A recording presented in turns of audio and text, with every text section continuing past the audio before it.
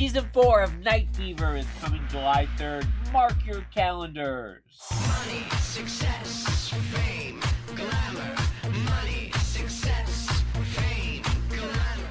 I'm James St. James. This is Night Fever, New York nightlife legends of the 70s, 80s, 90s, and beyond. I am joined by my co-host, the co-founder of World of Wonder, Fenton Bailey. Hello. Hi. Randy is off on special assignment. He will be back with us next week. We are celebrating the icons, the party monsters, the club kids, the downtown deities, the architects of the New York club scene, legends all. And today we are joined by a true legend, a beloved icon. I've never heard anyone say a bad word about him ever. I'm disappointed. I mean, talking about it. I mean, they should be talking behind my back horrible things. Well, actually, I take that back because Michael Ehrlich did have a few choice words about you, and we will get to that. But he is a club owner. He's a club owner, a club manager, a club creative director, a promoter. He is been working at dozens and dozens and dozens of clubs over the last 5 decades. Welcome to the show, Rudolf!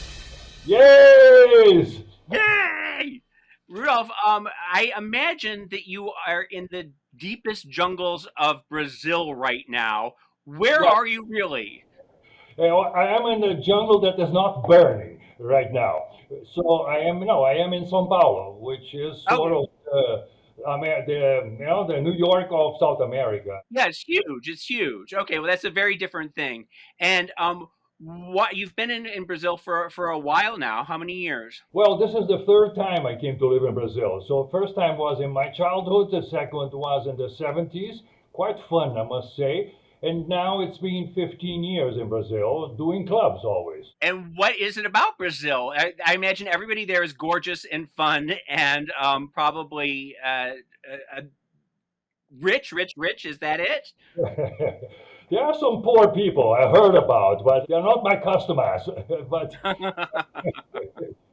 it's fun, except the president, right? Oh, well. Now it's in Brazil, we have a sort of like a bad imitation of Trump. How bad can that be? I mean, it's... Rudolf, what are your clubs in Sao Paulo? How many clubs are you running? Tell us about them. No, nowadays I don't run clubs anymore because I see that the crowd is like 20 years old, right? So 18, 20. There is no limitation of age in Brazil, which is great. But it's not my age, right? So I'm designing clubs, and I put together clubs. I sometimes import brands and do clubs, bars, and also restaurants, because restaurants are the clubs of the 2020s. And it's the so-called restauratization of nightlife.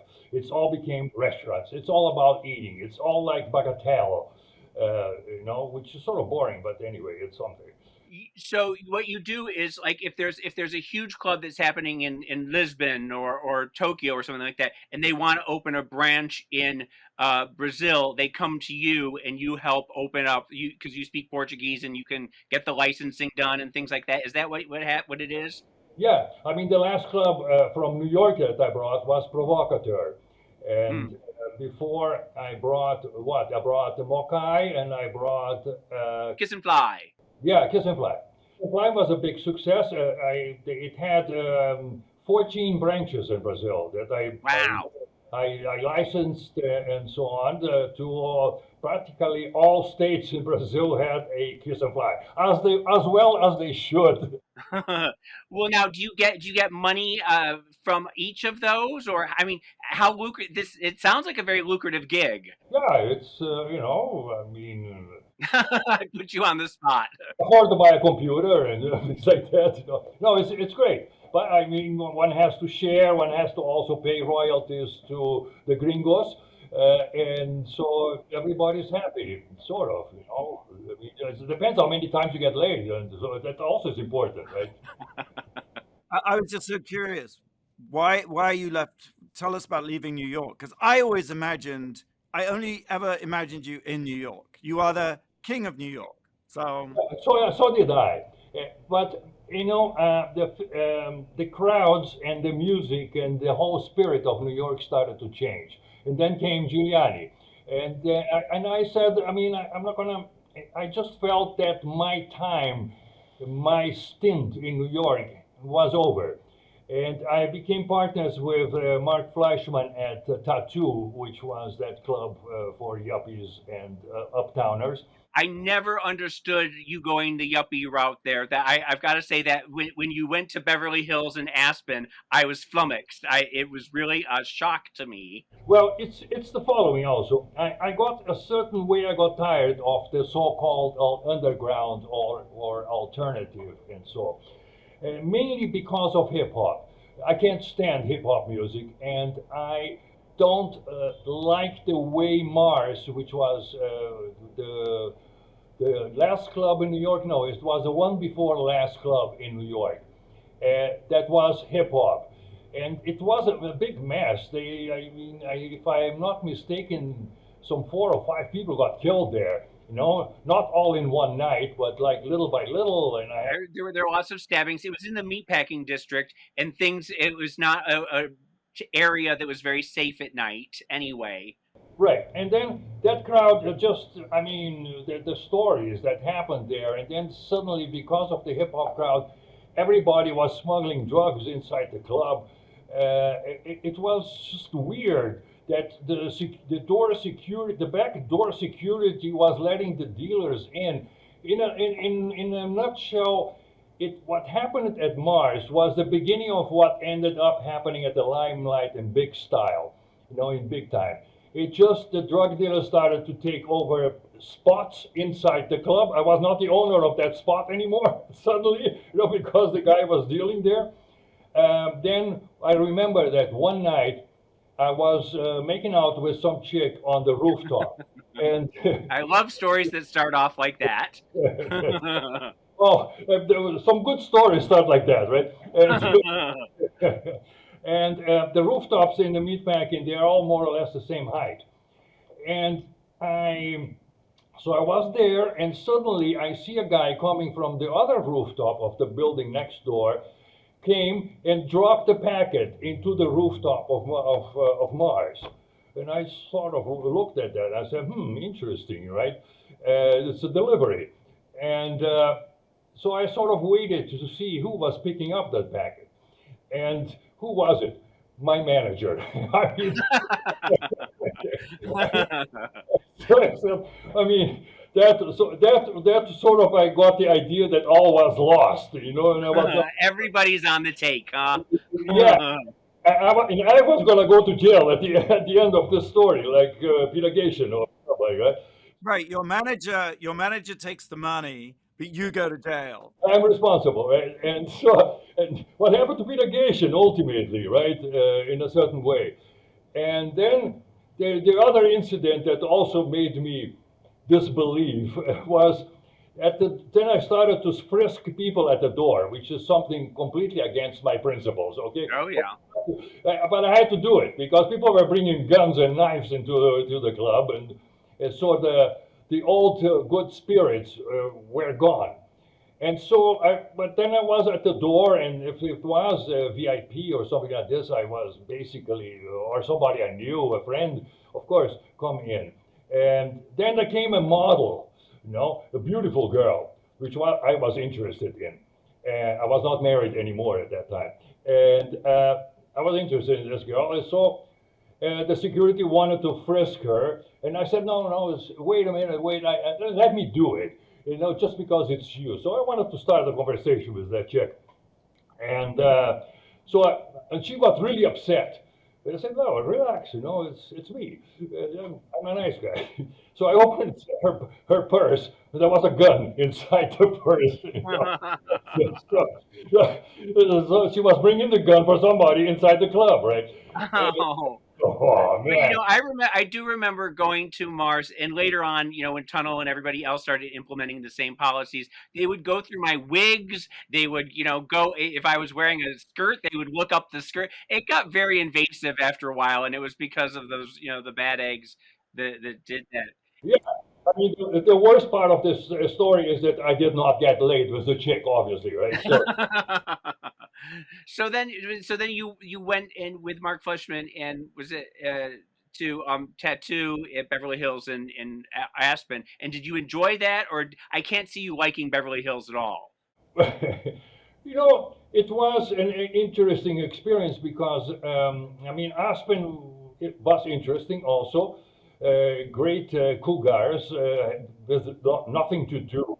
And in LA, I mean, I got to meet people that I would never expect to meet, and they were all there because in Beverly Hills, tattoo was basically the only interesting place to go in Beverly Hills for all those geezers that live in Beverly Hills. And we divided the crowd very well because Mark Fleischman was taking care of the Beverly Hills crowd, the establishment, and I was taking care of their sons and daughters.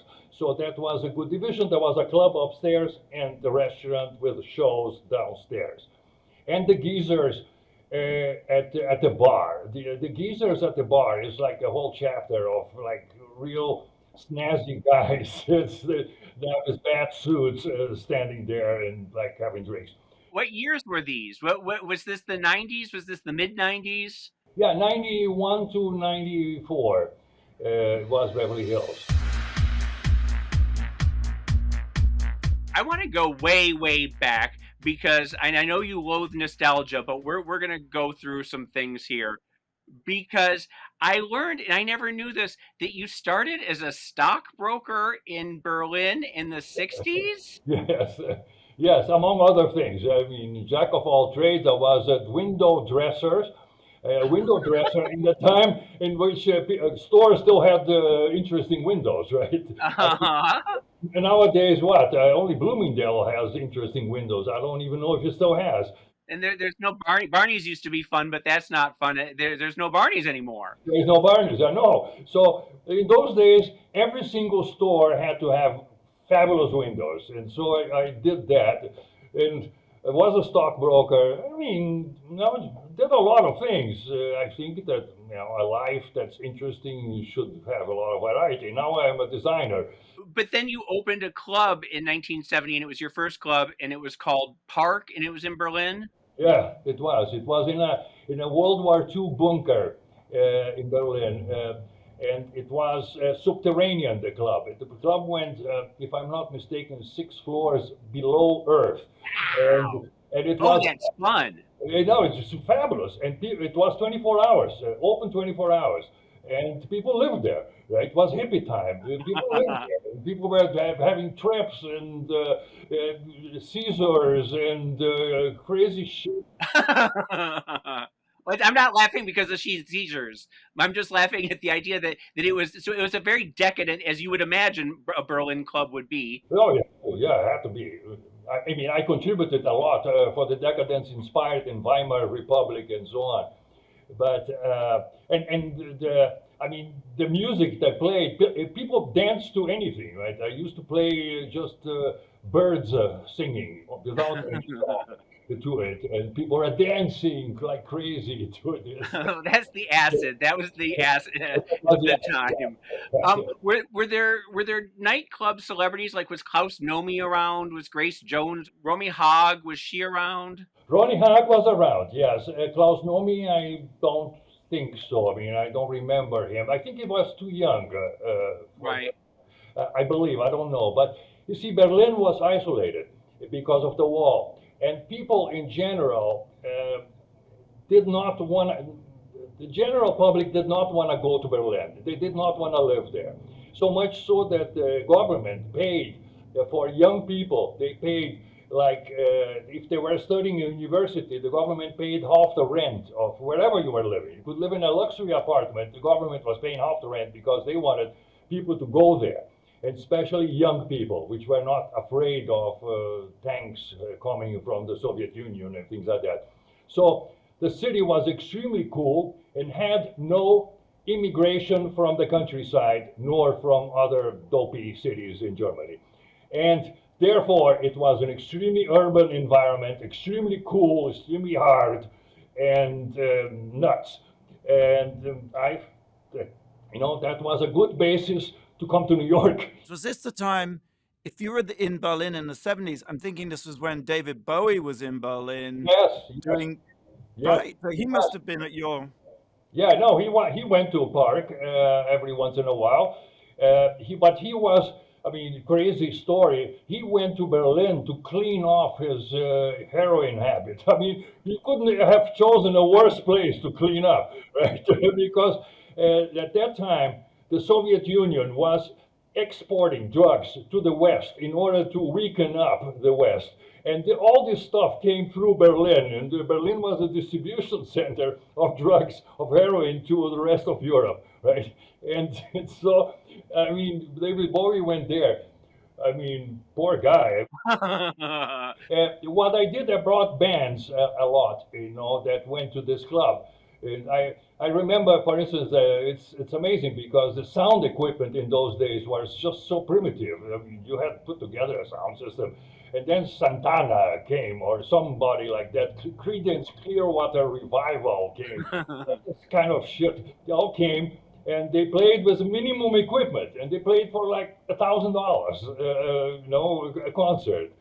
And well, then again, Madonna played for $200 the first concert, right? So everybody has to start somewhere, right? When you came to New York, you were at Peppermint Lounge first, maybe, or did you start with Danceteria, the first Danceteria? What was your first club in New York? My first club was that one nightclub, Pravda. You must Oh, yeah, well, because we were talking to Diane about this. I have been hearing about Pravda for 20 years. People have been talking about that one damn night, how fabulous it was. Yeah, I know. And this one nightclub, the party was really so fabulous that it made my career in New York. It's unbelievable, and people still remember. I mean, Anthony Hayden Guest remembers, and funny thing is that every once in a while, some photos appear of Pravda, of that night of Pravda. That night was like the opening of a club in Bauhaus style, which was new. Right, because it was all decorated by, and it was in Soho when Soho was still artsy and in art place, yeah. Yeah, Soho was like really cool, and it was the opening of a club, Bauhaus style. They were sponsored by Fiorucci. No, it's Fiorucci. There you go. FFF, Fabulous Fiorucci Fashion Fantasy, this guy. As a matter of fact, did you guys read? I just discovered this book by Eve Babbitt. She is an LA journalist. She used to be an it girl in LA in the 60s and 70s. Then she became a writer. And she wrote an entire book at the time about Fiorucci. How fabulous it was, how incredible, how this and that it was. And you read this book today as it is total science fiction, right? Because I mean, the whole thing was like fell apart immediately, right? But it was a very hot brand, wasn't it? It was almost like the brand was the thing that was hot. It almost didn't matter, it wasn't like a long established design house. It was like, Well, but it was like uptown, downtown fashion, Hollywood. Everybody converged there. It was like a nexus for everything. Yeah, and Troy Arias and Klaus Nomi as attendants, and it never had anything to sell. You remember this? I mean, they had fabulous windows, and you say, no, I want this, I want that. You enter in there. Where is it? Don't have it. It's just full. The whole store was full of people wanting to buy, desperate to Studio 54 with a Fiorucci fashion, and you could not get it. It was only in the So then after Pravda, that made your reputation, and then you were able to open the first Danceteria? Right.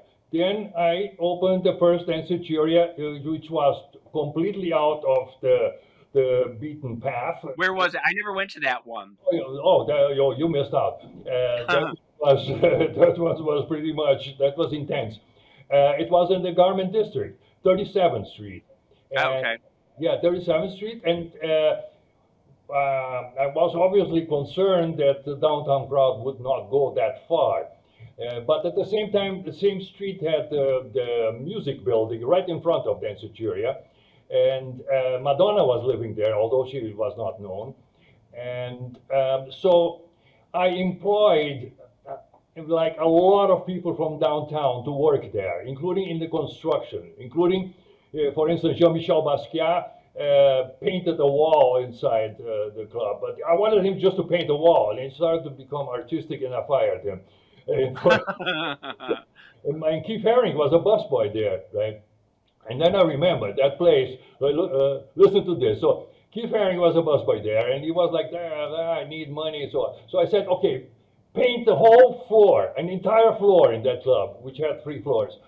Paint the entire floor. He painted the entire floor of this Danceteria. Like in question of 3 days, was ready, done. Fabulous, black and white. And so that went on for a few 2-3 months, and then white it over and paint something else on top of this. So nowadays, millions and millions of dollars are like hidden behind those walls in that building. And, oh. Well, I, was reading about all the different people that have worked at Danceteria, and I'm just going to do a true and false very quickly.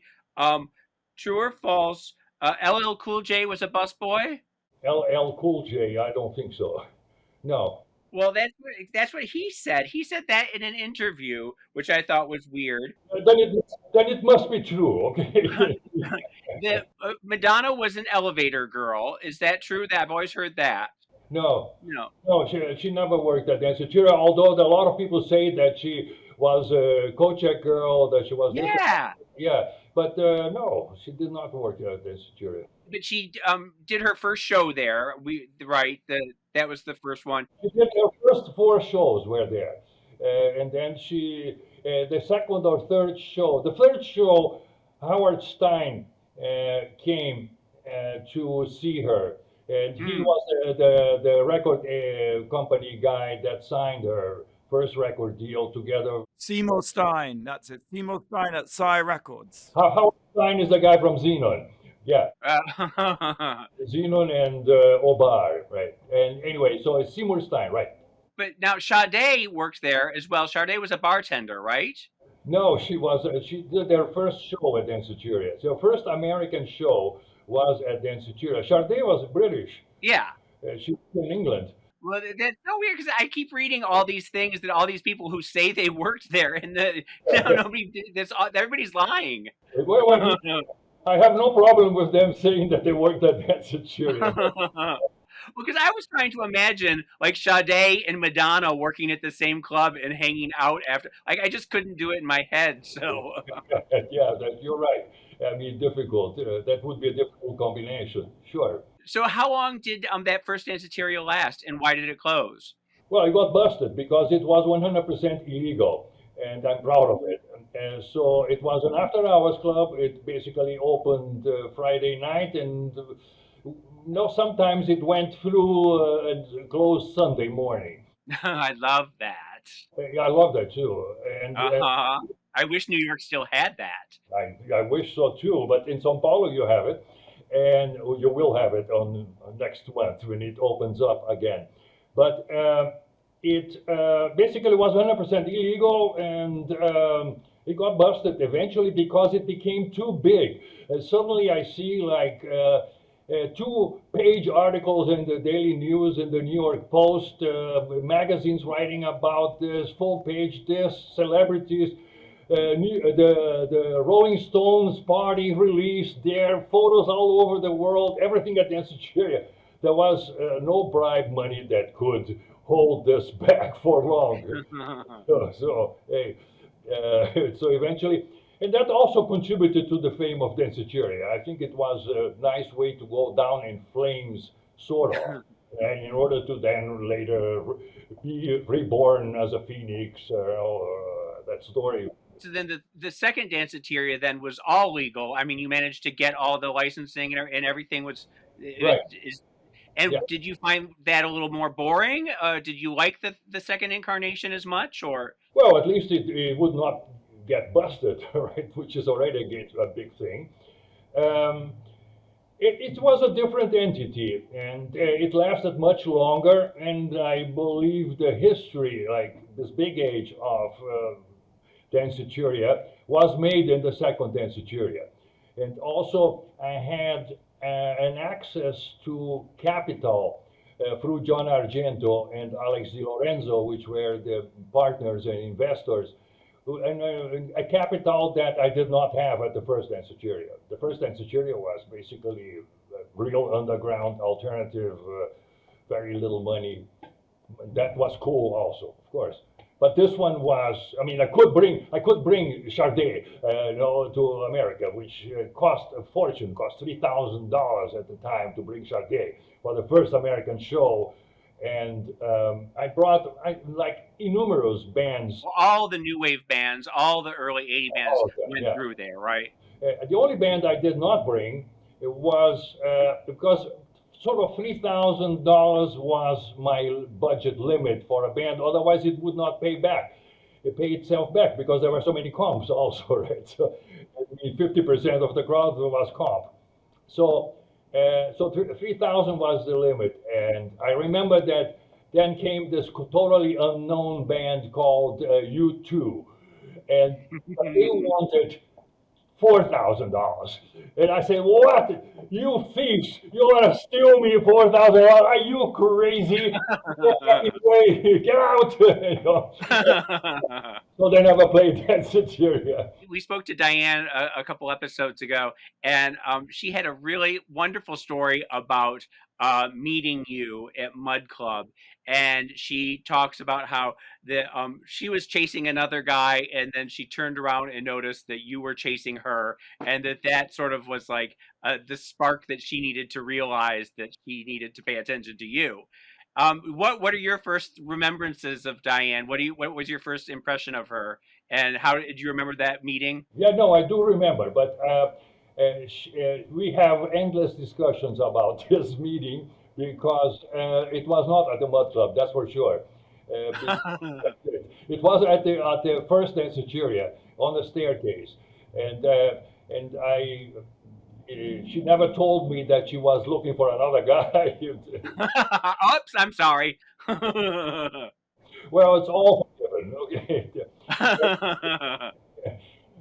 So yeah, no, it was at the first Danceteria, and then this went on and had a happy ending in marriage and no kids, thank God. And You had such a magical relationship, and it was so iconic. But it's wonderful that you two have such a wonderful relationship now, and that it's something that's endured, almost 40 years. right, yeah, I mean it's a great relationship, and I'm so happy that it developed into this way, and so it's a great friend to have, and so even we exchange WhatsApp today because she's making this major plastic surgery. I talked to her yesterday as well. She's in Zurich doing a reality show, and it sounds really fascinating. I wish we could have talked to her about that. I'm next, by the way. Now. So there was Pravda, then Danceteria, then the new Danceteria. And where does Jim Farrat come into that? Because he was your partner for a time, wasn't he? And Right. then you guys had a big falling out, right? Right. I mean, there are other clubs in between here. If we have There's just Studio 54. Studio 54, Peppermint Lounge. Oh, Peppermint Lounge, that was Jim, right? That was between the first Danceteria and the second. There was Studio 54, Peppermint Lounge, and maybe some other club. But anyway, it's on my website. There is a complete list of all the clubs. It's more than 130 clubs at this point that I have been involved somehow, as a whatever partner, promoter, this and that. Now designer, and Jim Farrat came in as I hired him for Pravda. And then when Pravda was only one night, then we were looking for another space, and then we found the space of Danceteria. So he was my partner at Danceteria at what you want to call Peppermint Lounge, Studio 54, and then the second Danceteria where we had the fallout. And I mean, the thing is here that Jim is bitter about this fallout up to the date. up to today. But I'm not. I mean, I'm, come on, it's 30 years ago. Come on. But Jim might get the impression he just fights with everyone sooner or later. Yeah, It's just yeah. impossible. That's what it is. And Peppermint Lounge was at the old Knickerbocker Hotel, which then had a gay club called G.G. Barnum's. And this, I'm sure you didn't go there because it's before your time. But I've heard about it. I've definitely heard about it, yes. When I found that space, it still was a gay club, and it had this very odd thing, which had this huge salon with very high ceilings, and it had a drag queen trapeze show in which there were the audience was standing down in the bottom of the salon. There was a safety net, and there were these drag queens with full wigs and boas and so on, like going on a trapeze back and forth. And of course, the highlight was always when one queen was falling down on the net. Yes, I mean, and I thought it was fucking great. And so, can we have that, Fenton, on a drag race challenge so we can make all the drag queens do trapeze and circus acts?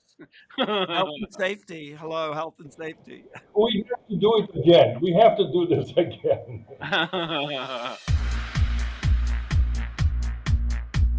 Now we have to get to Tunnel, which was the birthplace of the Club Kids down in the basement. Yeah. And you were, for all intents and purposes, you were the godfather of the Club Kids. You really helped enable Michael Alig to do what he wanted to do. Let's open that can of worms and go. Sure. No, listen, I'm probably one of the last guys, and you too, I guess, James. I mean, I basically remain friends with Michael until the end. Yeah. I'm sorry that he departed this way, but it seemed inevitable. But I was surprised by the amount of hatred I saw once he died. But you would think that after someone died, that would be the release, that they can let go of the anger and they can move on, and there can be some healing or whatever. But no, you're absolutely right. It was shocking. That was pretty shocking. And I do know that up until the very end, that whenever Michael was distressed, or he knew that he could call you no matter, he was always in constant contact with you from the day one. From day one, yeah, because he started at Danceteria at the second day. Randy and I were DJing on the 4th floor on Congo Bills, and that's how we met Michael Alig. He was a busboy, so you had hired him at Danceteria. Right. Tell us about meeting him for the first time and what he was like back then. No, he was this little kid that came to the office like twice a week, 3 times a week. He came to the office in the afternoon, pestering me. He wanted a job. He wanted to do parties. He wanted to do this. He wanted to do that. And I mean, this guy was like, what, 16 years old? And his party ideas were not that great. Let's face it. They never got any better, frankly, but they were fun. They were fun. They were, exactly. As a concept, they didn't, but they worked. So then I said, in order to get rid of this guy, I gave him a job as a busboy. So, maybe now he's going to be quiet. But no, then he came back with full blow.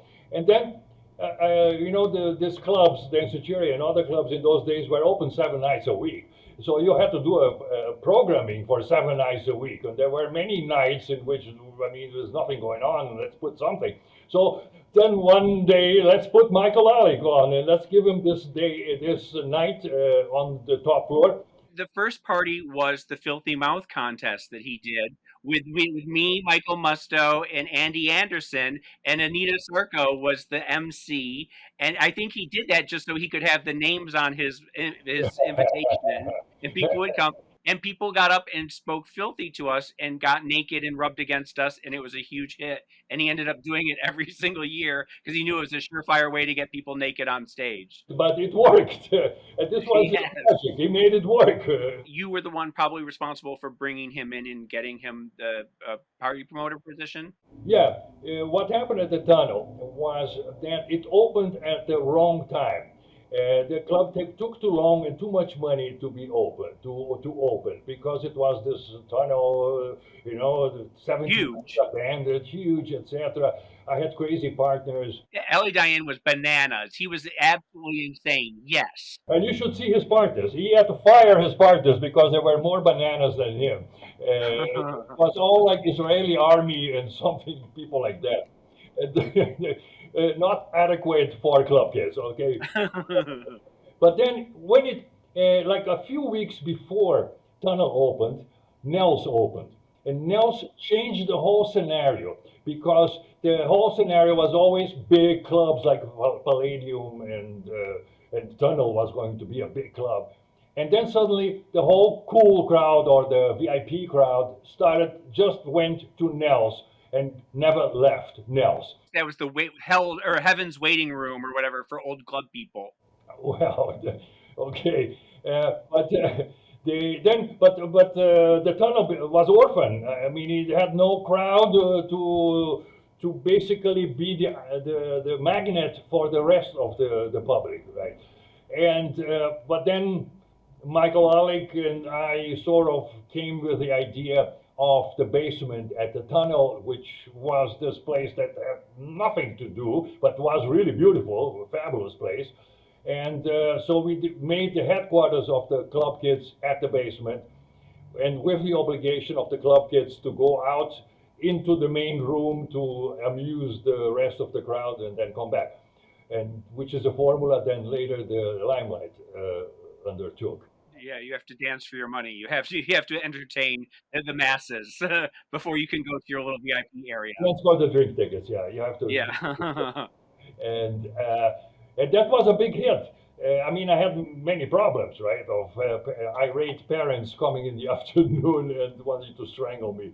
Well, because that first generation of club kids was, I mean, they were little Upper East Side kids who would dress up in outfits and sneak out of their apartments and come down and play. Yeah, I mean, it was a very young crowd. They were kids. Yeah, they were kids, and it was basically at the beginning of this dress up, what you might call this now that's happening, cosplay.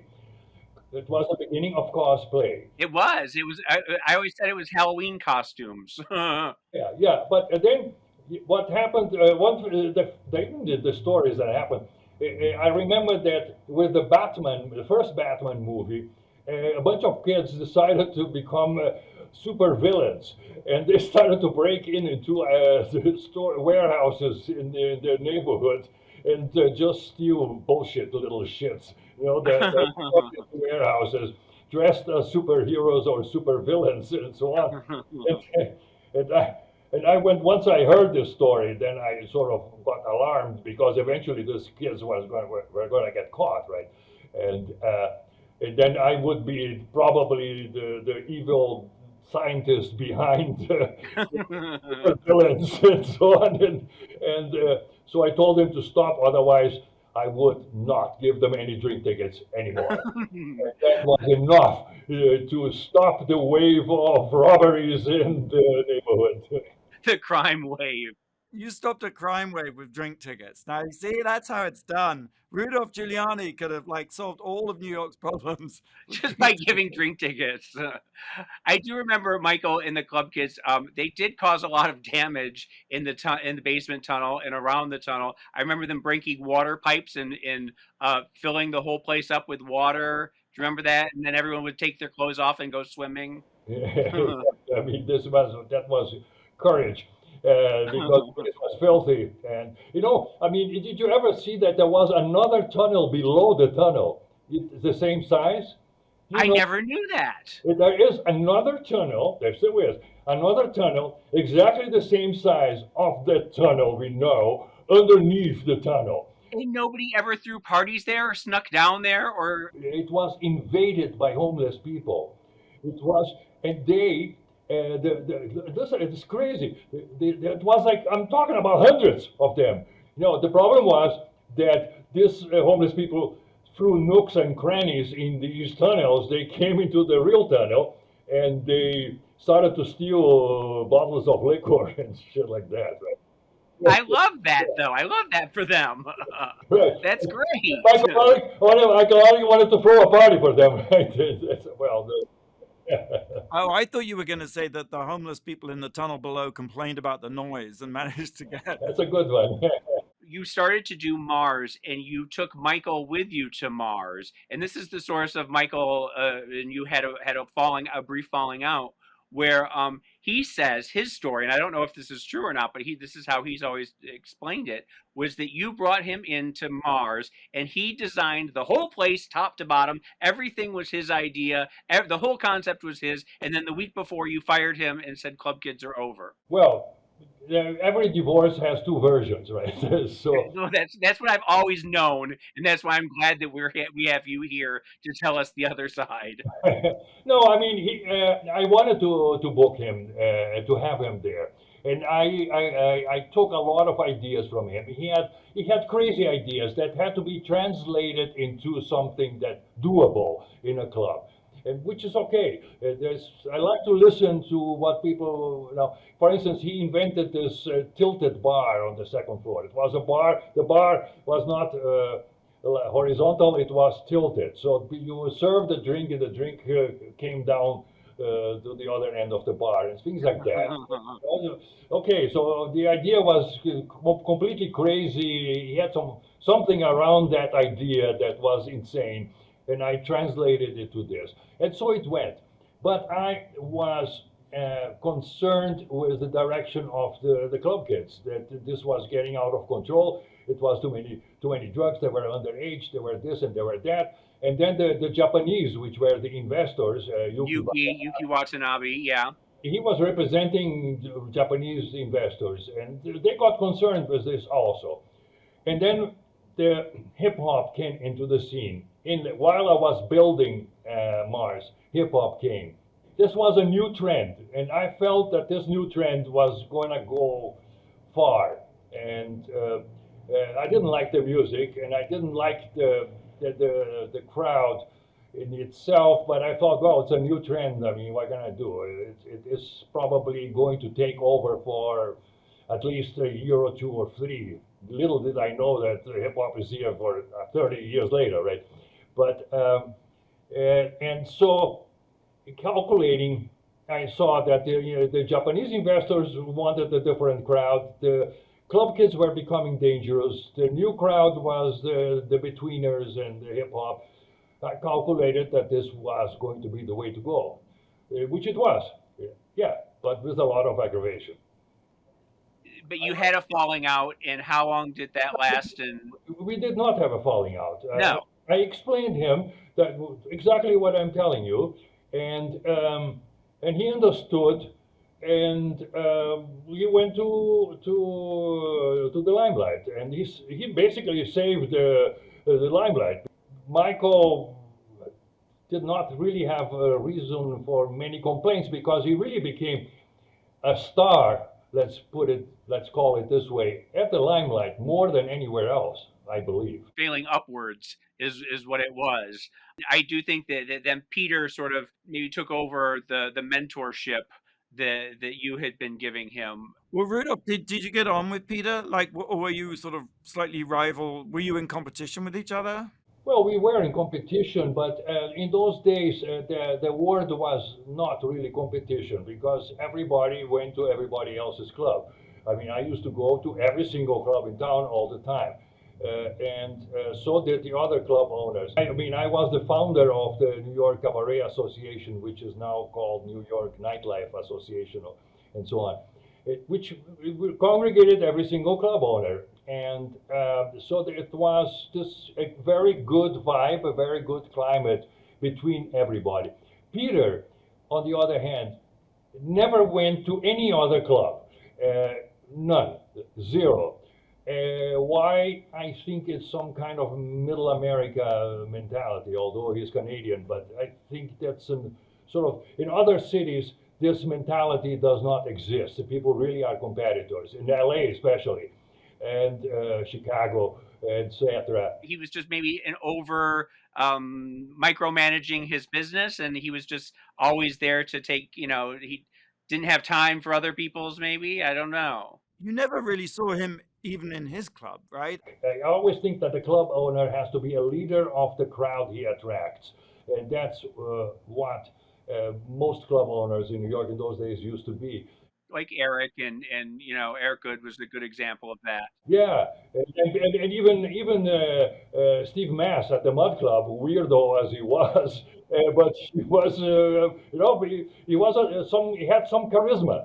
I don't something he had that people felt that. Frank Rocchio, Arthur Weinstein are good Yeah, examples of people who are probably better partiers than they are business managers. oh, no, a club owner in those days, a club owner should not be a manager. That manager was against the principles. You did end up working with Peter at Club USA, didn't you? Weren't you brought in at Club USA? No, because at that point I was already in Aspen and LA. Okay, Uh, okay. yeah, I went to LA in 1990, and in Aspen in LA because I went through back and forth in those cities. Well, wait, when was Quick? What tell me about Quick. Quick was quick, right? It was just after Mars. That club did not succeed, and that was one of the things that made me basically change crowds, which is that I decided to become a partner at Tattoo in New York, and then bring in the Japanese investors into Tattoo, Aspen, and LA, and so move on to a different crowd, a crowd in which I would only make a career and make money. I did not necessarily have to be there to enjoy myself. I could go to all the other clubs to have fun. And at this club, I would basically, have a business. I remember Michael talking about Quick and saying the whole idea was that it would be over quickly. And so you did make, I mean, was that the thinking that you knew it was going to be a quick? No, that is that version of the facts is after the fact. Maybe it was just thrown together quickly. What? How? Because the name does seem appropriate. The name, the name came. I'm always looking for names. I'm a sort of a name fetishist, and therefore I basically am researching names. And at the time, I thought this was an interesting name, considering how fast things move and a quick moment, a quickie, etc. Quickie. The club was not successful. It was a little bit too far. Well, it was the old area space, and so there was a bit of nostalgia there, but it also felt like we'd already done this space before, maybe like we'd already been there and done that. Yeah, and area. I mean, genius as it was, it basically ran its course, right? Yeah. And that is, and you're right. People were basically okay with that space. Now new things, and it was. I knew that it would be a hard act to follow area in that same space, really. And I did this design of the lounge area, which I'm proud of, and it was considered by some magazine as the best designed lounge in America and so on. And I thought it was really beautiful. The dance floor was not that great, but I got lucky enough to be able to sell it. I sold the club to the guy Jimmy Regis for it. When did South Beach come into play? How many years were you in South Beach? Well, South Beach was a long time after I went from LA. I was basically I like LA, but I could not adapt to LA. I mean, the 2 o'clock closing time was enough to drive me crazy, and I knew I would end up getting arrested there because you get arrested very easily in LA, right? Everyone gets arrested in LA. Everybody gets arrested in LA, so I was not about to. And then, so I decided to simply. I started to hear voices of destiny saying, "You have to go back to Germany. You have to go back to Berlin, because this is where you belong to," etc. I said, okay, fine.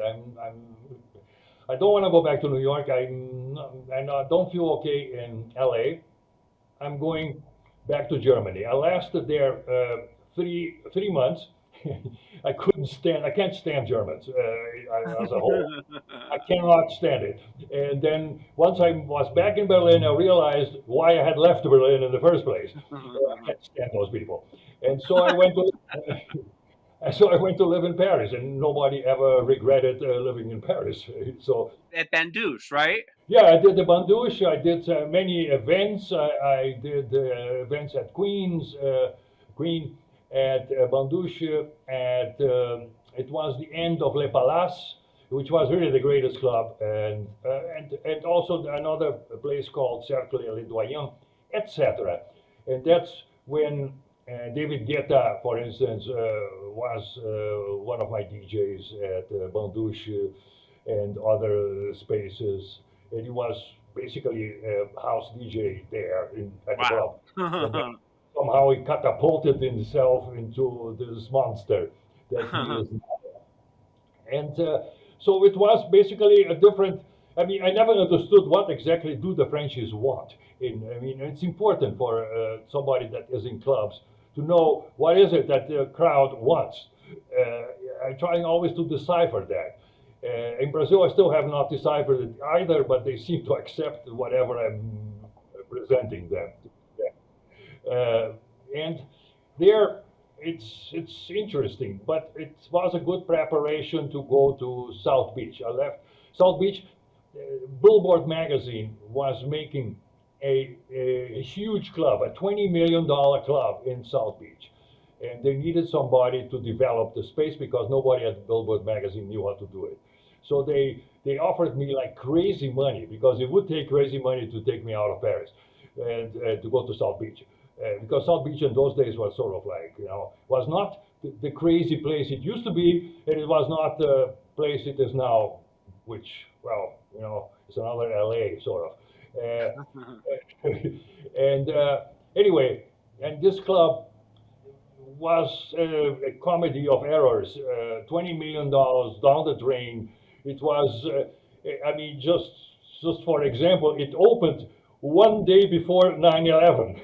Come on, how bad can that be? And so the place just, was forgotten immediately.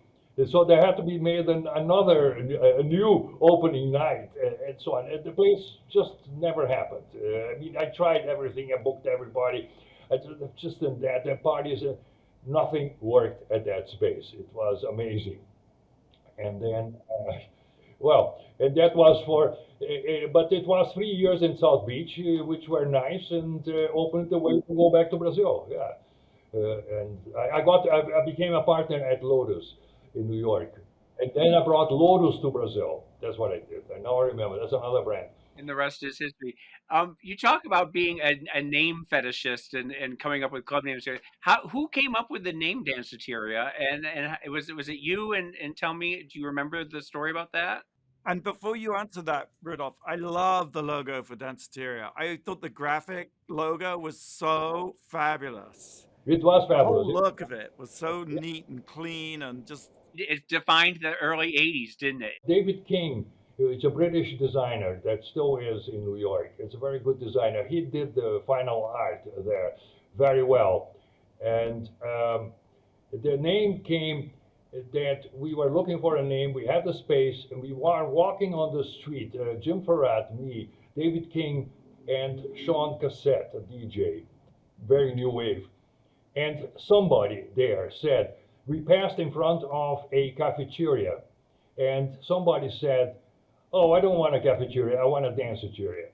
And I said, I picked on the name, and I said, this is the name, this is the name. And then I had a hell of a time to convince Jim Farrat that this was the name.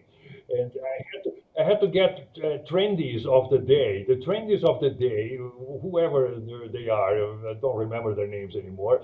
I had to get them to tell Jim that this was the name. And then finally, like 2 weeks, 3 weeks later, he like grudgingly accepted the name. And it was some, who knows? I mean, the name. It was not me who came up with the word. Somebody in that group came. years and years and years ago when I remember interviewing you. I think it was in Paris, actually. You were living in Paris. We interviewed you about for the documentary Party Monster. And in that interview, you said something that has stuck with me ever since, which is you said, look, there's basically two New Yorks. there's a New York by day and the New York by night. And really, you need they're two completely separate worlds, and they're two completely different societies and governments, you know. And Right. I wanted you to talk a little bit about Giuliani and how that idea of these two separate worlds ended with Giuliani, and how, yeah, just what your sort of experience of him was, because he's a evil bastard, right? For sure. Right. Well, yeah, I mean, New York has this reputation of being this crazy place, cool place, and so on. But it has elected a lot of a lot of big assholes as mayors. Let's face it. You know, it started with, with in the 1930s with that Fiorello LaGuardia, which was probably the biggest asshole of them all, and he's loved by New Yorkers until now. And I mean, he was another repressive fucker. And he like forbade strip shows. He wanted this. He went what you call prohibition, etc. He was just like another. He was a Giuliani. Giuliani, I'm sure, has a portrait of LaGuardia in his office because he adores him. I'm sure. And this is a long tradition of these people. I mean, they get elected. LaGuardia, I think, got elected 3 times as mayor, and Giuliani twice, and Bloomberg twice. Bloomberg was another one of those. I mean, it's a succession of repressive people, and nightlife is one of those things that is.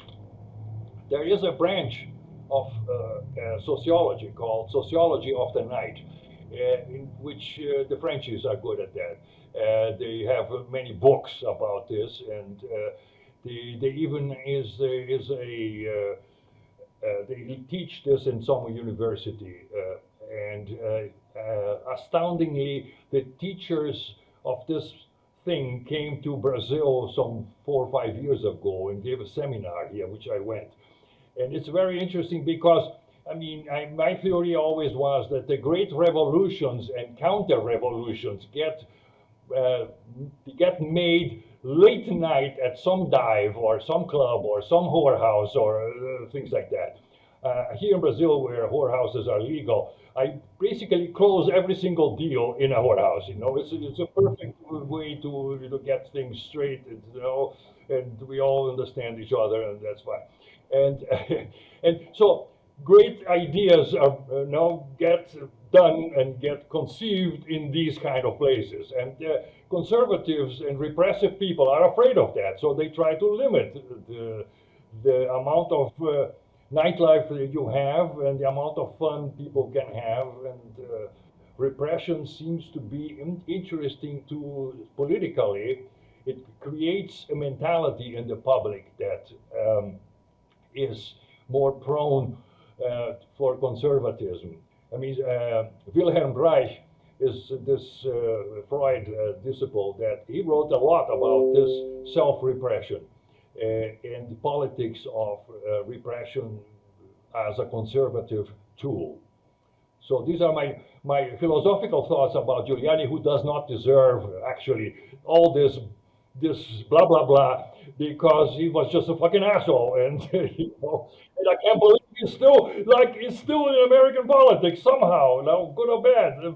Well, his license has been suspended, so I think the end is nigh for him. I mean, but also the other thing you were saying is, yeah, so much comes out of nightlife. You know, people think nightlife is ephemeral or somehow not significant, and yet the cultural contribution, the artistic creative contribution is so huge. Like, I think about the club kids all the time in terms of their cultural impact is everywhere, Yeah, I mean everything that basically most trends are created in at night, and even artistic movements, right? I mean, Fun Gallery in New York was basically these people lived at Danceteria and other clubs. And Keith Haring started painting the entire Danceteria, etc. So, and the whole expressionist movement in Germany, in Berlin, was all a nightlife movement. Impressionists were basically whorehouse painters, Toulouse-Lautrec, etc. So yeah, it's very important. A question that I'm sure you've been asked a million times, and I think because we're gonna close off in a few minutes, but what makes a cool club, and who are the cool people now? Are they any cool people? I mean, every generation has its own cool people, and whether the generation before considers them cool is a different question. And that, well, everybody has his own opinion. I remember when I was a kid with my father, his friends were all like what you might call libertines from the Weimar Republic. They were all like had their upbringing in the 20s and early 30s. And I'm talking about 1950, 1952 or so. They were talking about the good old days, like we are talking now.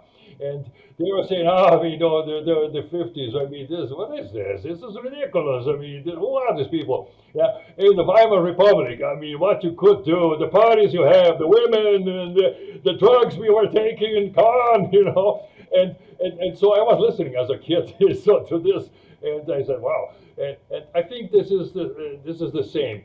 And the kids from nowadays, which have whatever TikTok they play with, they will say, when they get older, that the newest generation that comes after is also like Going to back to Danceteria, what was it that made the crowd? What made the crowd so cool, and what was it that made the club so cool? the ingredients were basically a mixture of anything goes, and it had many floors. So you had a floor for people that wanted to dance, a floor for people that lounge, a floor with live shows, etc. And also this free. It was different time. This free being, people did not have cell phones. They did not have video cameras. MTV had just started. It was a different set of mind, and I what also you said, I was always in favor of whatever crazy idea comes in, I'm in favor. Let's try it out. You said that, and it's true. I mean, the things that happened that I mean, I remember, for instance, Ann Magnuson. She was unbelievable. She did great shows with Joe Arias. Then one day she came and said, "I want to make an accordion show inside the elevator of the Centuria." I said, "Great! I mean, this is what you know." And so these elevators, you remember, they fit like five people, and one of them was Ann Magnuson playing accordion all night, and you had like it's the first elevator in the world that had live music in the elevator. Come on, I mean, in accordion. I read an interview that Steve Lewis did with you, and he asked you what your favorite club of all time was, and you said that it would have been Danceteria, but you've changed your mind, and that it was now Palladium. And I kind of agree with you on that. That Palladium probably was the best club. It doesn't get the love that the other club does, but it was amazing. It was the greatest club. I mean, it was unbeatable. Look at the whole setup of this club. It was majestic. It was a cathedral of clubs, and the budgets they had. I mean, the shows we did, because I mean, it had to fill 10,000 people, right? They had the 10,000 capacity, illegal, but legally it could fit 6,000 or so legally. Open 7 nights a week. It's crazy those days. I mean, what could you imagine? What city in the world has clubs now that size, open 7 nights a week, and packed? And It's just packed with fabulous people. I mean, really, there might have been some middling people on the dance floor, but that Michael Todd room was always spectacular, always filled. spectacular.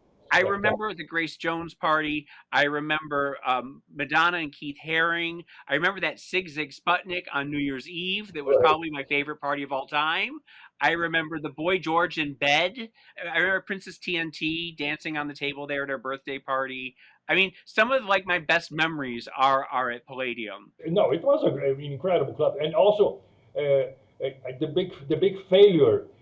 My heart is still broken because I prepared the Liberace party. Liberace was doing shows at the Radio, Radio Radio Music City, Hall, yeah.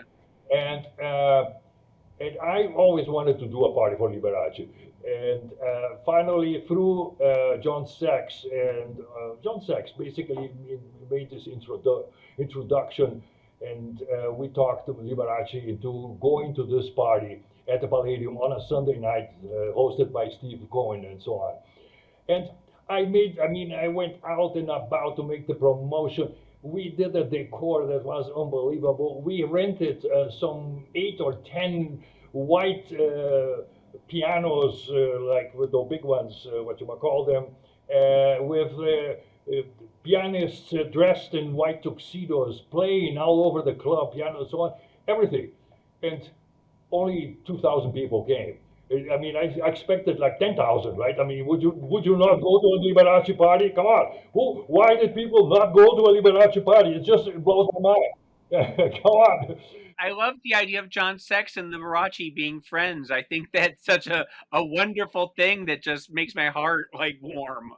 I imagine working with Steve Rubell was you could probably write a whole book on that one as well. I mean, your relationship with Steve, because I mean, was there what a quintessential New York nightlife character, and He was fabulous, a fabulous guy. Loved it. I mean, the meetings there, every Tuesday there was this big meeting with a big table of everybody sitting there and discussing what was next and what went wrong and this and that. And then the telephone rang, and then the journalist was on the phone, interrupt the meeting. There is like Henry Post is on the phone or something like this, and it was beautiful to see how he twisted always the minds of the journalists, how he took them from the complaint, from the bad gossip, into a whole different level of fabulousness, of dream come true. He made them sort of like, that's okay, then hang up, and then next continue the meeting and so on. a modern day P.T. Barnum. Rudolph, have you ever thought of writing a book? Are you writing a book? Do you have your memories?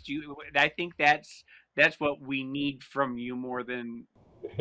Yeah, because the book, I wrote the book. It's about only about stories. It's not about history like with the big H. No, it's about little stories of the night, because I think that the nightlife is that. It's the stories that happen, and has to be a story. It cannot be, oh, I went out, got drunk, got late. That's fine for you, but it's not a story. No stories. And I wrote this, but I wrote it in Portuguese because I was about to publish it here. Now I say maybe I have to translate this to English, because here it will have a limited run because people don't know all this. Is this the rise and fall of the mega discotheque? Is this the name of the after hours? Yeah. After hours, the rise and fall of the mega discotheques. Yes. Yeah, you finished it and it's completed and you. Yeah, it's finished. Yeah, it's finished. I think we see a project here. I think we need to get that to a New York publisher. Well, I mean, it has to be translated. I don't have the time to. But that can be done. There are interns to do that. Right. Well, I'm game. The club is the book is ready. I am updating it every year or so, because people now come and go and die and are suddenly they are famous and now they're not, etc. And there is also at the end, the last chapter is about sociology of the night, which is something that I'm really into. And so when the rest is little stories, all the stories that were told now are in the book, and much more. Well, I feel like learning Portuguese just so I can read it and translate it.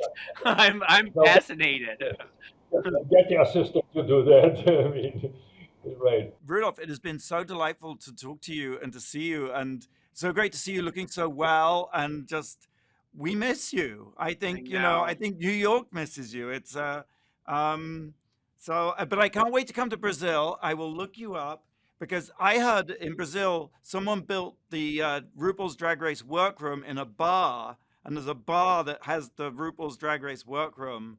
So I think we have to come. We have to come and do something in Brazil. So Absolutely. I mean, yeah. Come over. Let's have fun. Let's make a party. How just great it is just to hear your voice again and just to see you. It's been a real thrill, and I thank you. It took a lot to get you here, and we managed to do it, and we've done it. But God, I'm really happy that we were able to do it. Yeah, Thank you so much. amazing. Thank you guys. It's really good to see you also. Money, success.